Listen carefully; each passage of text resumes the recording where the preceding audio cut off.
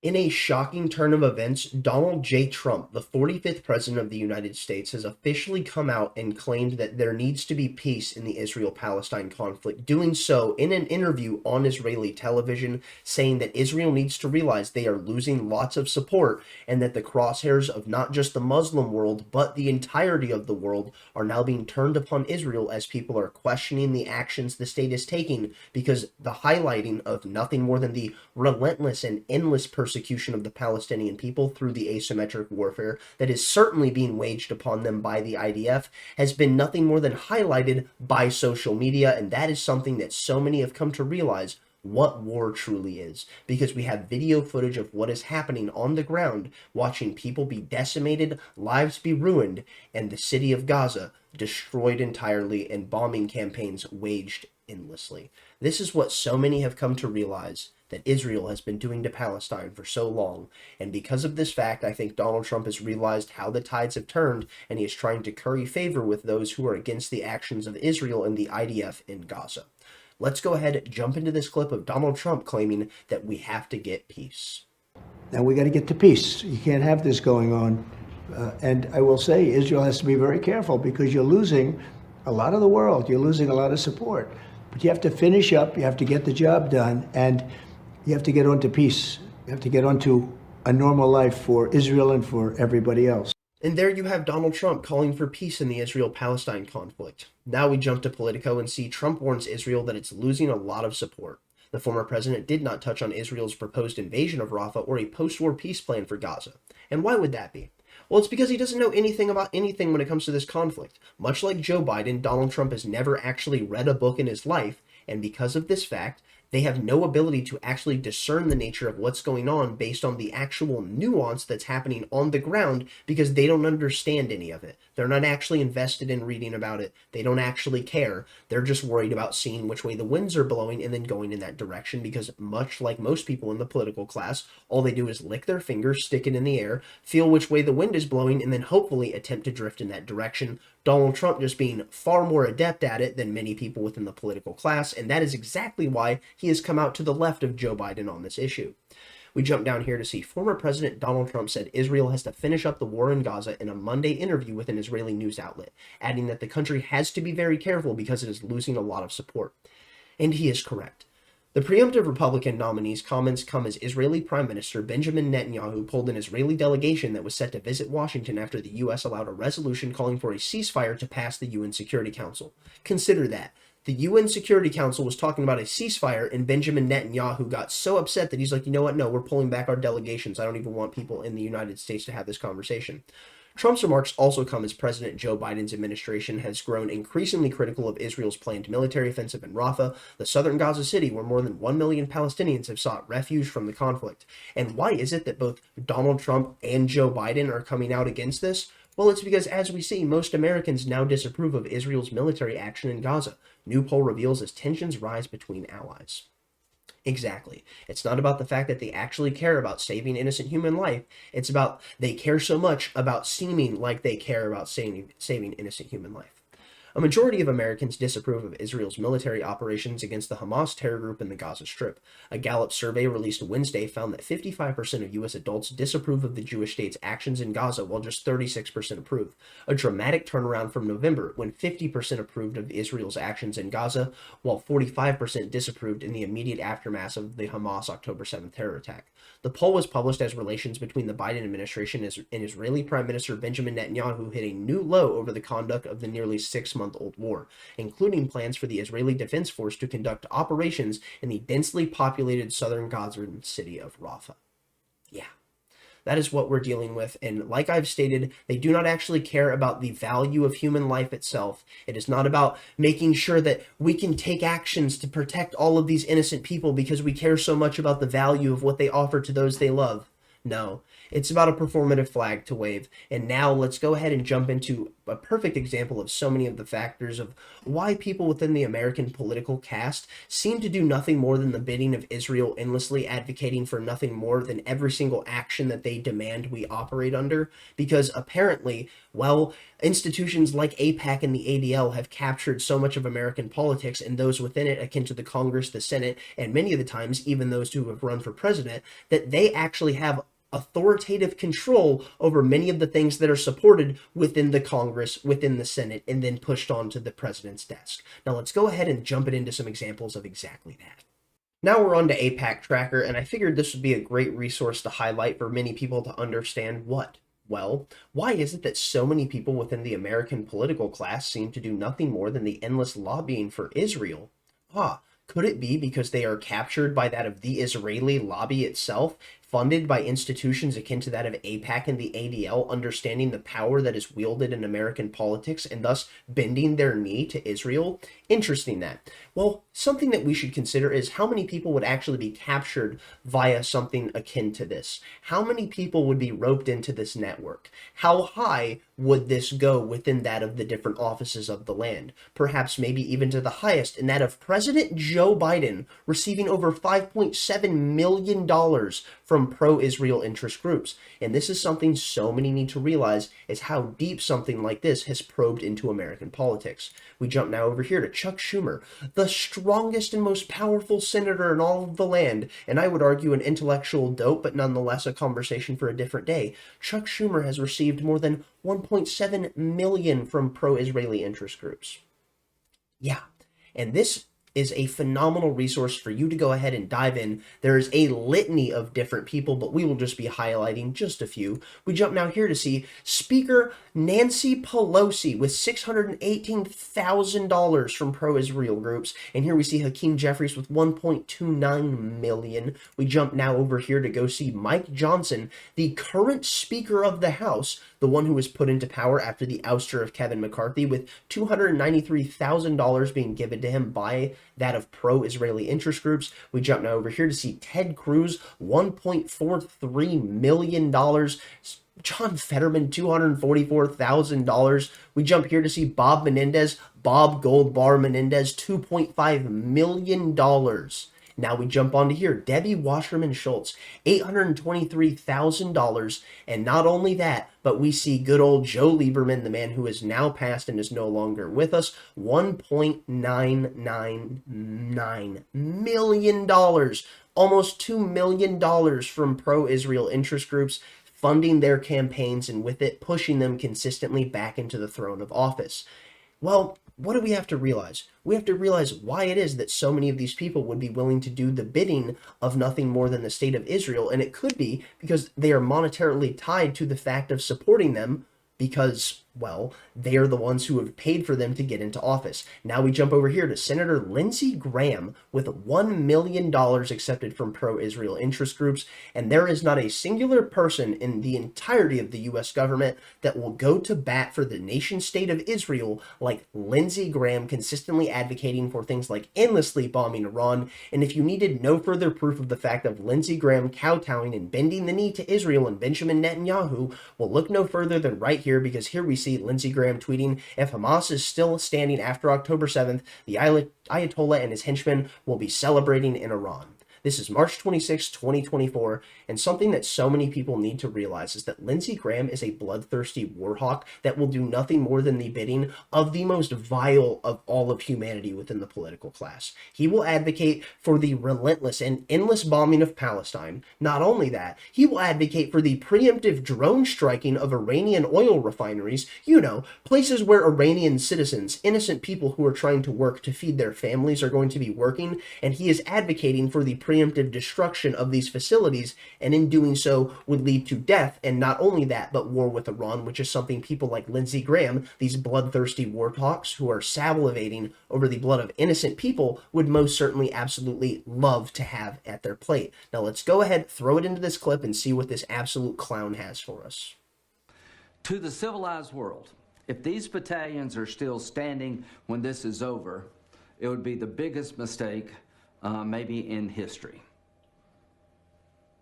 I will say it again. If these battalions are still standing after the murder of the Jewish people, it would be the biggest mistake in history. Iran would celebrate. It is non-negotiable. Here's my advice to you and your country. Get on with it. Destroy these battalions. Take care of civilians the best you can. The biggest mistake in history, are you fucking kidding me right now? It couldn't be the actual Holocaust itself. It couldn't be the bombing of Dresden. It couldn't be the travesty of what happened to the people of Hiroshima and Nagasaki after they were literally nuked. It couldn't be the fact that what happened to the people of Vietnam after millions of them were extinguished in the Vietnam War. It couldn't be the tragedy of what has befallen so many people in the Middle East, if millions of them have been extinguished through the fact of the lies that have perpetrated that entire region, funding and fueling endless wars and conflicts that has led to the destabilization of that region itself.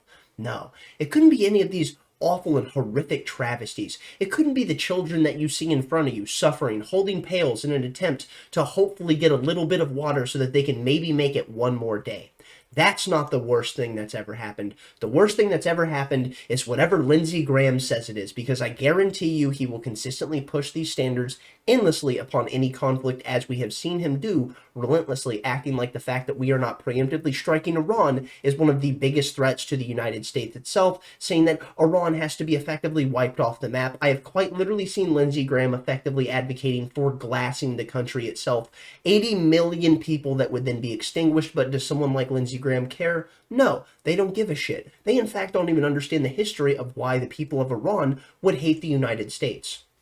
Why would that be? Because in 1953, we overthrew their government in Mohammad Mossadegh and established the Shah by putting him in power, which inadvertently led to the Iranian hostage crisis years later in 1979. But do people like Lindsey Graham know this? No, of course not. All they know is that we have to bomb Iran, and that the fact that we haven't is one of the worst things that's ever happened in human history. God forbid that he stare into the eyes of children who are suffering that need food and water. That's not terrible. That's not the worst thing that's ever happened. No. The worst thing is that we haven't preemptively struck Iranian oil refineries, causing the death of innocent civilians, so that we can then justify a wider war. This bloodthirsty, blood-soaked monster that will gladly sit there and moralize against you as if he is ever more noble and just in his actions than you are, to simply want your tax dollars to stop being sent abroad so they can be used to do what? Fuel and fund endless conflicts to the tune of nothing more than billions of dollars that are spent on the death of innocent people like the children you see here in front of you.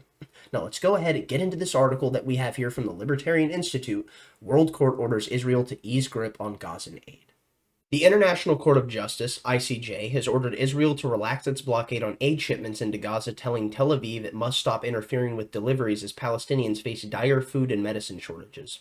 In a ruling issued on Thursday, the ICJ pointed to a spread of famine and starvation in the Gaza Strip, observing that the crisis was a result of Israel's extensive restrictions on the entry and distribution of humanitarian aid and commercial goods. The court ordered Tel Aviv to allow supplies into the territory unhindered and in full cooperation with the United Nations, prohibiting any action that would obstruct aid deliveries. The ruling also stressed an urgent need to increase the capacity and number of open land crossing points into Gaza and to maintain them open, as there is no substitute for land routes and entry routes from Israel into Gaza to ensure the effective and efficient delivery of food, water, medical, and humanitarian assistance. The latest ruling came at the request of South Africa, which filed the case with the ICJ last year, arguing that Israel's assault on Gaza had violated the Genocide Convention. Though the court issued a preliminary ruling that ordered Tel Aviv to take all the steps to prevent genocide, Pretoria later asked the body to clarify and strengthen its decision in light of rapidly deteriorating conditions in Gaza. Noting that at least 15 Palestinian children had already died of starvation in the first week of March, South Africa proposed an immediate end to all Israeli restrictions on aid. The ICJ accepted that the worsening crisis warranted a modified order, but did not adopt the stronger language used by Pretoria. In addition to its tight blockade on humanitarian assistance, Israeli forces have been accused of deliberately targeting aid shipments, including an attack last month that killed more than 100 Palestinians lining up for supplies. In another incident in February, a convoy of food trucks bearing UN insignias was forced to turn back after an Israeli naval vessel shelled one of the vehicles, scoring a direct hit which destroyed much of its cargo. Israeli tanks and bulldozers have also devastated vast tracts of Palestinian farmland, reportedly destroying around one-fourth of Gaza's arable land between October and December 2023. Greenhouses, olive groves, and other agricultural facilities have also been repeatedly targeted throughout the conflict, with UN Human Rights Chief Volker Turk suggesting that Israel's actions may amount to war crimes.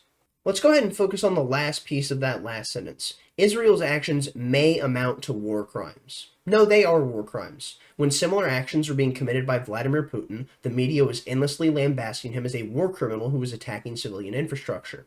And when he was going around bombing power substations, bombing sewage treatment plants, and bombing water sanitation facilities, they were calling him a war criminal on repeat and doing so to the highest octave that they could possibly screech. Here's something that's important to address. The world realizing the double standard that is being visited upon Israel is something that is very much turning them against them. And we can see this happening now with Canada, because they are coming to the realization of the mindset that has been presented, and it is, well, exactly this that has been iterated by Golda Meir, the former prime minister of Israel, saying, when peace comes, we will perhaps in time be able to forgive the Arabs for killing our sons, but it will be harder for us to forgive them for having forced us to kill their sons. Peace will come when the Arabs will love their children more than they hate us. And people realizing that this is the mindset of so many within the highest echelons of the Israeli government, not specifically the Israeli populace, because so many of them do not want to see this turmoil being consistently visited upon Palestine and thus only activating the Muslim world to aim their crosshairs upon the people of Israel.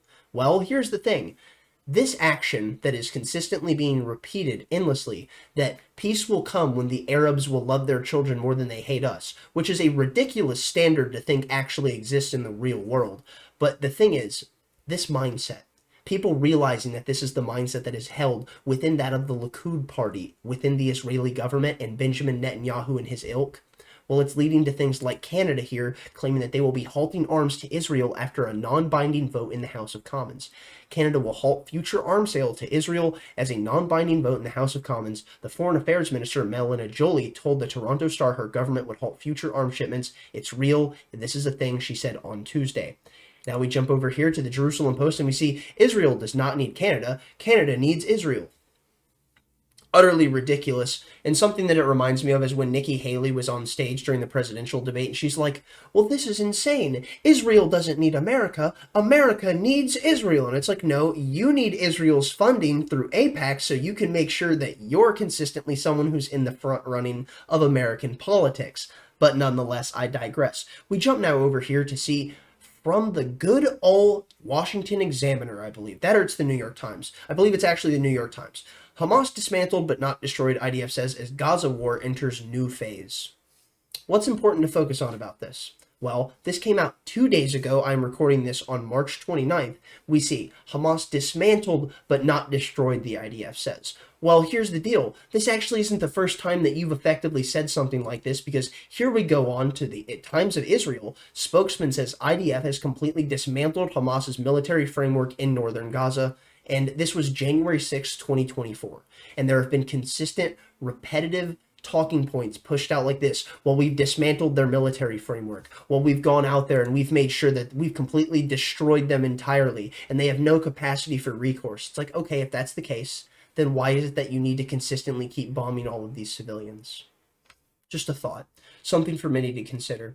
And the thing is that I would also like many to consider is that here we see, like I've already stated, from the Times of Israel, if you actually want good, unbiased information about what's going on, about on-the-ground information within this conflict, the Israel-Palestine conflict, stop going to Western media. Go to Israeli news outlets. They're far less biased. Go to the Times of Israel. Go to Haaretz. Go to 1872 magazine. There are so many phenomenal outlets you can go to. But what do we have? Nothing from the West that you can trust. And here's the deal. Many of the times when it is something you can trust, it's an opinion piece from someone who's been on the ground, who understands the nature of travesty. Much like this. We are no strangers to human suffering, but we've seen nothing like the siege of Gaza. I've highlighted this article numerous times on this channel, and I will continue to do so endlessly. Please, if you have not read it, go read it. It is a phenomenal piece and heart-wrenching at that. Thank you for watching. If you got this far, thumbs up if you liked it, thumbs down if you didn't. Tell me where I'm wrong in the comment section down below. Stay lovely, stay great. Tell someone you love them, and pray for the people of Israel. Pray for the people of Gaza, because my goodness, the people who are sitting there being thrust into nothing more than turmoil, they deserve nothing more than your love and thoughts. So let's go ahead and call it there. Thank you for watching. Stay lovely, stay great. Peace out.